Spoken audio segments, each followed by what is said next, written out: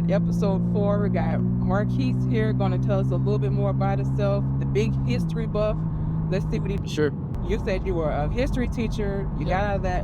What made you go into history? So I always wanted to know what was going on in the world, man. You know, number one, you wanted to, of course, educate the kids and make an impact. But I was always curious growing up, man. You know, how does the world work? Who owns this? Who owns that? Like, how did my family get where we are? And how is the guy across the street, his family has a big house? You know what I mean? On the other side of town and stuff like that. So I was always curious about how the world works in general. Is there one particular part of history that really intrigued you to say, not just, oh, I want to know how this got here, how I came here or whatever. Is there one particular piece of history that was kind of like a stickler for you? I would probably say the Industrial Revolution, man. You know, that really kind of opened me up to how business started to work, factory jobs and things like that. So that's one thing that really, really stood out to me for sure. So going from history teaching and going into your own business, right, 7 figures, would you say that transition was a rocky transition? Was it a comfortable place for you to be in? Like, explain that transition from, oh, I have this dedicated 5-day-a-week job right, to now I'm an entrepreneur. I make my own schedule. However, that's not a right, set schedule. Oh man, it was a journey. It was a journey. To be honest with you, listen, if I had to do it over again, I wouldn't do it that way. I quit my job, man. I don't tell people to quit their job because, again, it's a lot of uncertainty. You know what I mean? So, I quit my job, man, and I bet on myself. But like cold turkey quit? Yeah, cold turkey. Like how school is ending now, it's May now. So when school ended, I was like, hey, I'm not renewing my contract. I'm not coming back to the school or anything. I'm gonna just go for what I know. But you know what was so funny about that, right? One of my principals, she was like, hey, maybe you should do something like Prime America. Like, what do you mean Prime America? So I Googled it. It's basically like a company, they sell insurance or something like that. Pyramid. Yeah, it's a pyramid scheme, but it has something to do with sales as well. Yeah. She's like, you have a great personality, but I don't think the teaching thing is for you. Okay. And I was like, oh, okay. So I looked it up. I never did it, but my point is, though, maybe that kind of planted the seed per se. She was like, it's a sales type of thing, and you can maybe show your personality. Okay. I was like, okay, cool. I'm a natural talker anyway. You know what I mean?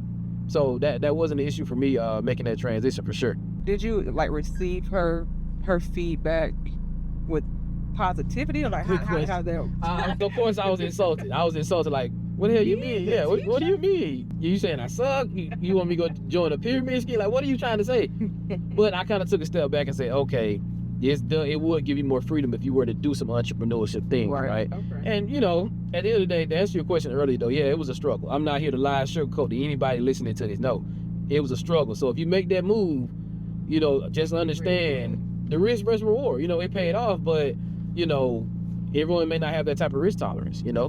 I was like, what's the worst that can happen? Go back to teaching and making $2K a month. Want some money again? I mean, at least you did have that fallback. You had the schooling. You knew that you could do it. So it wasn't like, I don't know what I'm going to do if this doesn't go through. Okay, so tell me something about like childhood. Okay. Nothing that says, oh, this is what pushed me into this. Just tell me, as a child, what did you do, or what did you like to do? Great question, man. I spoke to a lot of people on podcasts and stuff, but this is the first time somebody really broke it down that way. So I appreciate that, number one. But I would probably say, me growing up, I was always in trouble. When I say in trouble, it was because I was always questioning stuff. You know what I mean? Like, why are we learning MX plus B when we're behind on light bill over here? That's not gonna help my family. Yeah. You know what I mean? I was always a bit of a contrarian. So when I got into entrepreneurship, I think back on those days, like, you've always been like this, right? You've always thought outside the box. Because here's the thing, right? A lot of people don't understand. When it comes to entrepreneurship, it's the opposite of a 9-to-5. A 9-to-5, you may get in trouble if you make a mistake. Yeah. You may even get fired. In entrepreneurship, you should make as many mistakes as possible because you're gonna learn, right? The goal is to fail forward. Yes. You know what I mean? So to answer your question, growing up as a kid, I got in trouble, but I wasn't like bad. You know what I mean? Like not fighting and stuff like that. Yeah, it wasn't because of lack of discipline. Yeah. It was just a curious mind. Yeah, it was like, man, this man talked too much. He asked me too many questions. He said he done read the chapter ahead. We didn't tell him to read the chapter ahead. He trying to figure out, what else he can do. And so, I was very, very inquisitive, to say the least. I would always question stuff, I mean, that is a good trait to have, because if not, people get over on you by just telling you anything they think you're going to listen to. Right. So tell me about the Robinson multi-family business that you have going. Like, is it something that interested you and you just decided to jump in, or was it brought to you and you just ran with it? Great question. So here's the thing, right? But before I got into multifamily with Robinson Capital Group, right? I was doing single family deals. When I say that, we're getting them under contract and we're selling them, right? So I'm saying to myself, right? If I'm getting a property on the contract and I can sell it to you or another investor and I can make 30 grand on the deal, how much money are you going to make? If you can pay me 30K, no problem. You know what I mean? Right. It started to add up. Like I'm getting liquid, which is cool, but you're transactional, and that type of money is very, very taxable. When these guys are buying the property from you, sending the money over there and they're writing it off, right? Right. And so I'm like, what are these guys doing? They're taking the money, they're buying multifamily assets, because that is where wealth is truly, truly built. Because you can write it off, right? You can refinance on $1 million asset and pull out money as a loan, tax-free in some cases, right? But most importantly, you're getting cash flow from the tenants every month, as opposed to, I need to sell another deal. I got to, you know what I mean? It's a lot more hustle and bustle. Yeah, so that was the biggest thing. So I would say it was something I seeked, because in real estate, you start off ground level as finding deals and selling deals, right? But you want to eventually grow to the next level where you can own some property. And I'm like, man, I'm selling all the properties away, but I'm not owning anything. Right. So at that point, I started to kind of just, reach out to mentors and stuff like that and figure out how can I get in the multifamily space. Okay, you just said you reach out to mentors. Right. Was that something that you always been open to, like having someone to teach you, to kind of maneuver you into the space you need to be, or was that something that you had to come around to accept it? I say, so again, in the beginning, I was like, man, I don't want to pay anybody. I suffer from the scarcity mindset. But here's the thing, right? You have got to work on your mindset first if you want to jump into any type of entrepreneurship. Because here's the thing, it's a lot of risk, it's a lot of faith involved. By that I mean, yeah, you may pay this mentor $1,000 and it may not work out. But I mean, you spend $1,000 on a lot of BS. I know I have shoes, clothes, going out to the club. You know what I mean? So let's really be honest, man. Let's really be honest, and I'm pretty sure you'll make that $1,000 back. So for me, I had to look in the mirror and say, are you as good as you say you are? Do you have the faith that you truly say you have? And if you do, you will make the investment and skip the line. Because here's the thing, man. One thing I learned. If you pay someone who's really, really good at what they do to teach you this stuff, you're going to save money, time, and headaches. I cannot stress this enough. 3 months after I quit my job, I closed the deal. Because I paid a mentor to help me skip the line. Or I could do like most people, be on YouTube all day, and I probably still would have been teaching. Just being honest, man. YouTube can only do so much. Hey, they say YouTube is the way to go. At least that's what they're pushing. It's a start. It's a start.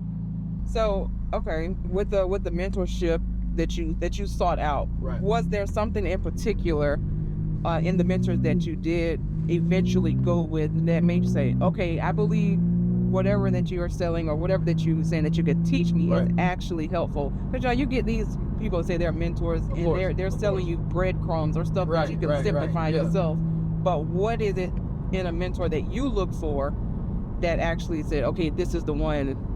So I would say results, number one, right? Okay, have you closed deals? Can you show me some recent deals you've closed, right? And what's their mindset, right? Or they continue to grow? Who is their mentor? Are they paying people to teach them more game and add more value and things like that? So I think those are things I definitely look for. And the mentor I had, they broke me down mentally, like, hey man, the way you've been thinking is why you're making $2K a month, broke, busted, disgusted, and you're unhappy with your life. In order for you to really, really make some real money, bro, you got to change the way you think. And I've heard that from everyone that I've done any type of just a sit down conversation. If they've said they've looked for a mentor or they've had some type of mentorship, right, they do have to be open to change that perspective. So it's not necessarily changing your mind, just changing the way that you look at certain situations. And if you're not open to that, then there's no need for you to even contact me, because it's still going to be a brick wall. Absolutely. Here's the thing, right? And it's another reason why I got why I got out of the public education system. We're conditioning these kids to think a certain way, right? You're trying to put a lot of these young men and women in a box when they may be someone like me who's way more open-minded and a bit of a contrarian, right? By that I mean they're like, okay, I can do other things as opposed to what you're trying to force me to do. Go get a job. Maybe I don't want to go get a job off the bat, right? Maybe I want to do some creative things. But my point is this, right? We've been conditioned so long to go to school, get a great job, right? With some security. But let's be honest, a job is not really secure, because they can let you go at any time if things go left with them. You see it all the time with these billion-dollar organizations. They're cutting 100 people, 200 people here. But my point is this, right? We've been conditioned to think of a certain way for so long that when someone talks to you about entrepreneurship and taking risk, a lot of people freeze up. Because it's hard to see it. You know what I mean? But it's a reason that guy has the yacht. It's the reason that guy has the McLaren or whatever that may be. You know what I mean? It's a reason why this is going on. So I think those are the things, right? They got uncomfortable and they bet on themselves, right? At some point, you have to bet on yourself. Stop cheering for everyone else, baking cookies for everyone else, liking everyone else's post. At what point are you gonna look at the person in the mirror and bet on yourself? Because at the end of the day, that's what it's about. You have it. You just got to pull that thing out, man. And that's really how it goes. I like that bet on yourself. And you saw more and more of it with the COVID thing. Oh, sure. People had more time to sit, kind of explore creativity, try to see if there's something other than the regular rat race, the whole Monday through Friday type thing, and actually see, oh yeah, I can do this. They're doing this. I can do this myself. And I believe, even just looking at a lot of entrepreneurs came out of that whole situation. A lot of millionaires made. I made my first million coming out of COVID. Here's the thing, right? I like that you brought it up. It was a reality check for a lot of people. And just how much control these people have over you at a 9 to 5. Again, I'm not knocking a 9 to 5. Pay your bills, man. Pay your bills and do your thing. You have a family, listen. But here's the thing. They're making you wear a mask at the job. They're telling you can work from home today. But Wednesday, you got to come back in. Turn your cameras on, right? Be here on time. So a lot of things you were comfortable with going in and going to lunch around this time, now you have to wear a mask. You're going to work from home this week, but next week I need you back in the office.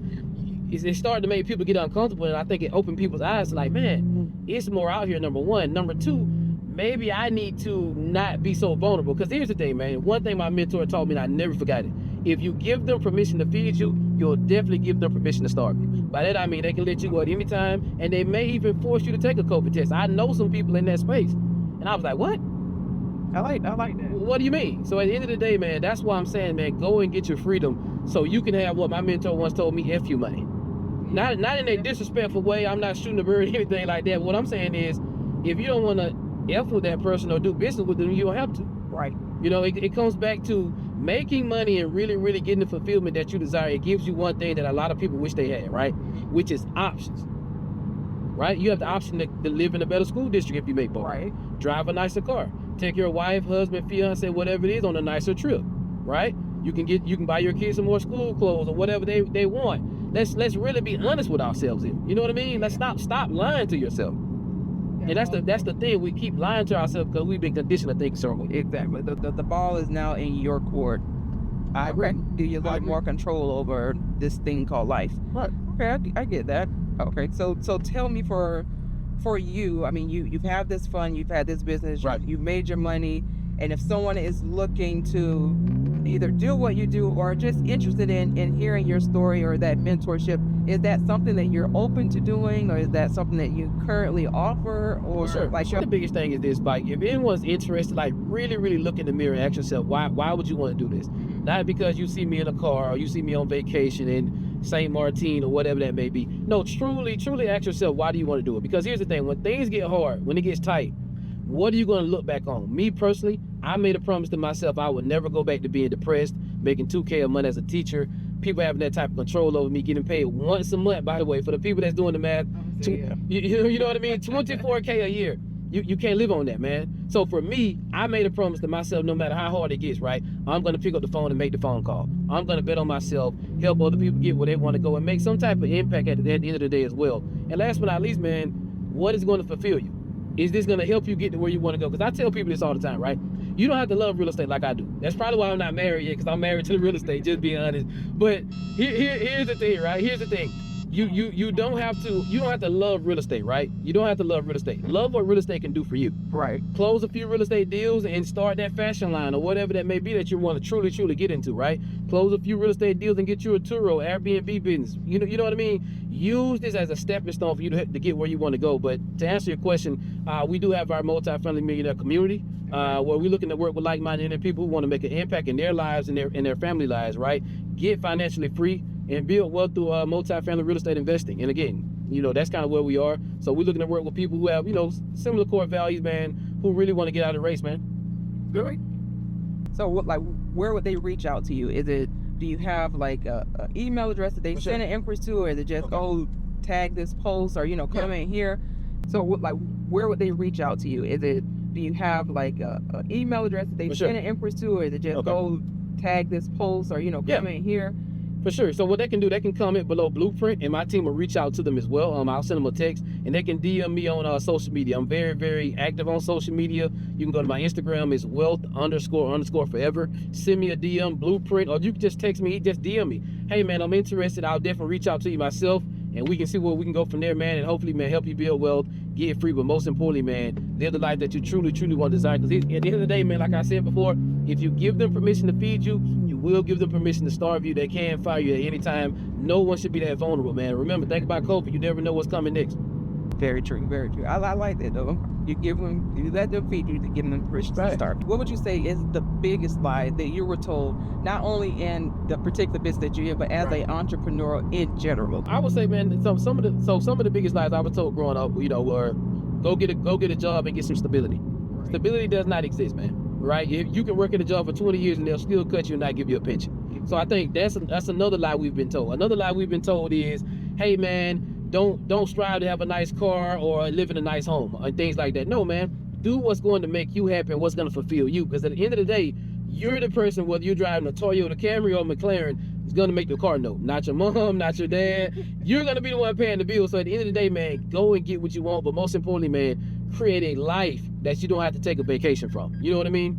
Yes. And you said there's no need to escape. No, you already have. No, it's no need to escape. There's no need to play small. Like, again, we've been conditioned. Go to school, right? Mm-hmm. Go to college. That's a business. Think about this, guys. I want people to think about this.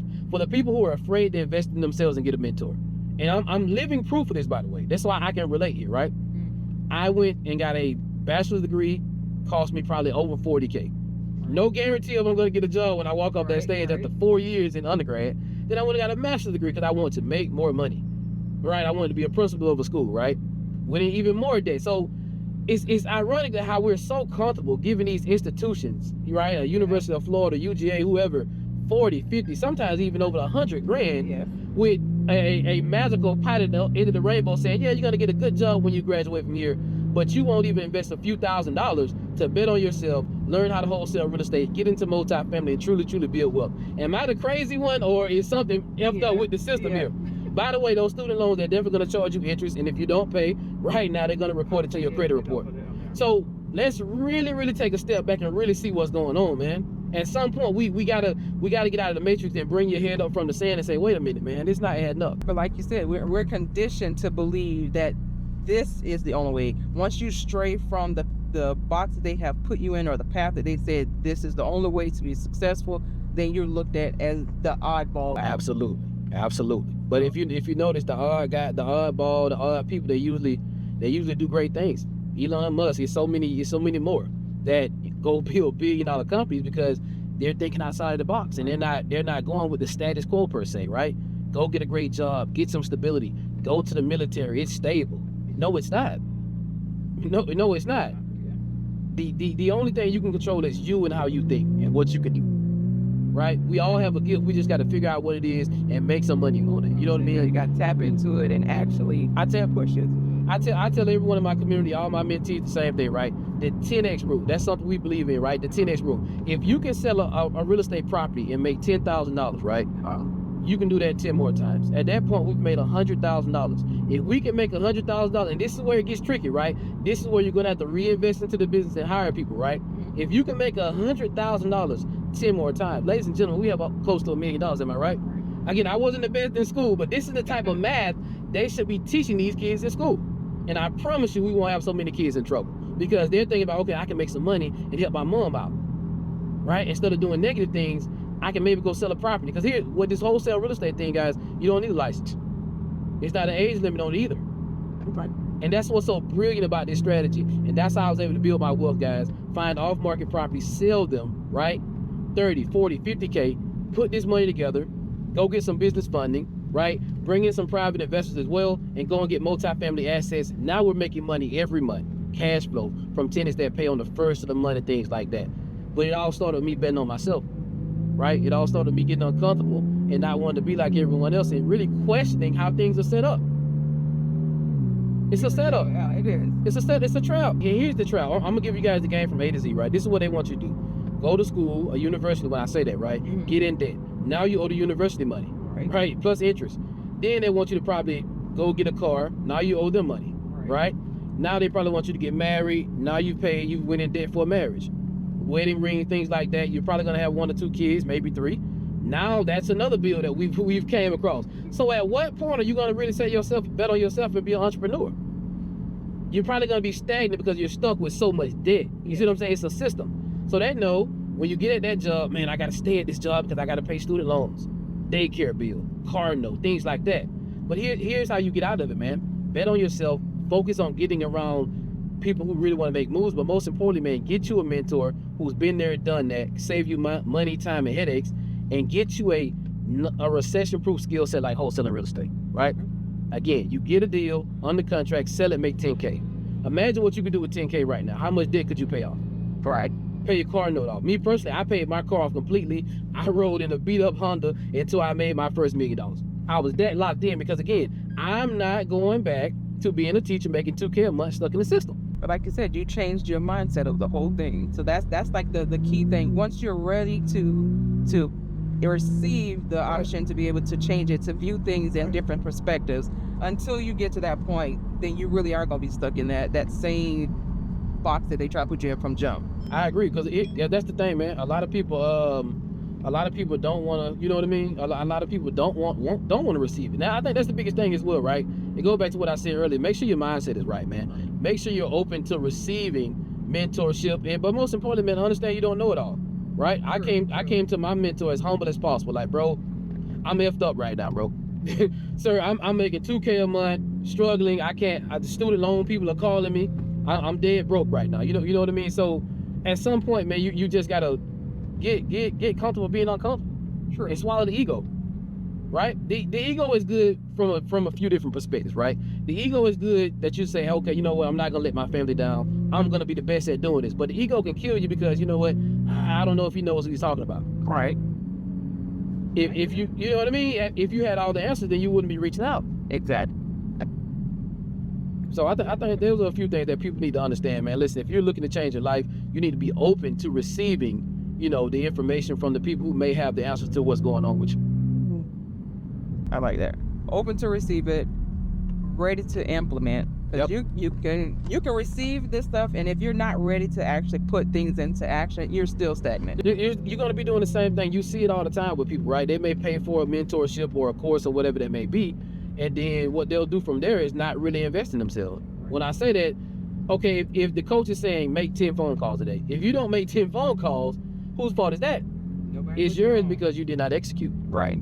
You see what I'm saying? But if I say be at the Beyonce concert at 8 o'clock, because you paid for the tickets, what you gonna do? You're gonna be there. You're gonna be there at 7:30. Because I don't want to miss Beyonce. But see, here's the thing, right? And we can kind of dive a little bit deeper as well, right? So think about with the NFL draft, right? People knew all of the stats of Deion Sanders' son, right? Yeah. Shador Sanders, he should be number 1. He's a great kid. Look at all the touchdowns he threw. How do you know his numbers and you go so hard for him on social media, but you won't go hard for your damn self in your personal life? I never understood it with people. Okay, I have one question, not related to business, not related to that one person in your life. People usually say, my mom, a parent or a grandparent or something like that that has given you that drive or instilled that additional drive into you.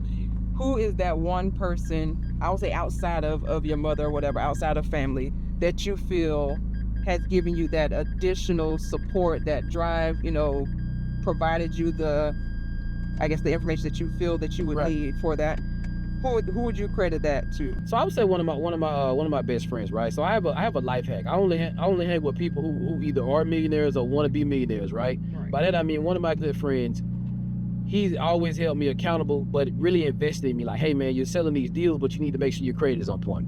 Hey man, you're selling these deals, you need to make sure you take some of this stuff down and leverage the apartment complex repairs with a business credit card. Things, you know what I mean? I know how to make money, but I didn't know about this type of stuff. So people like this who are just way more ahead of you, he's older than me, probably 10 years older than me, but he's like a mentor / brother to me. Okay. So my point is this, don't be afraid to seek counsel from someone older than you, right? Who may know more than you and things like that. So I'd probably say, one of my good friends, my guy Lee, he's probably watching this now, but my guy Lee, man, great guy, man, but most importantly, man, a great person, though. Yeah. He's making money as well, but Christian person, you know what I mean?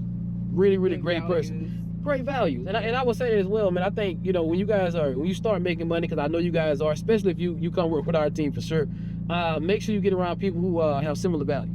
You know what I mean? All money's not good money, man. True. Some people, you can make money with them, but you probably wouldn't talk to them ever again. And if you feel that way, you probably don't want to do a deal with them. So those are a few things I would definitely say, man. One of my good friends, Lee, he's older than me for sure. But just learning from older people, like really seeking counsel. I tell people this as well, right? Specifically, if you're really starting to get to it, start to make some money, you need a power team, man. You need a lawyer if you're doing real estate deals, right? Mm-hmm. You definitely need a tax person, a CPA. Oh, this course. is not advice, but that's in anything. you know what I mean? Right. Like a power team, right? You need someone spiritually who can pour into you and things like that. Right.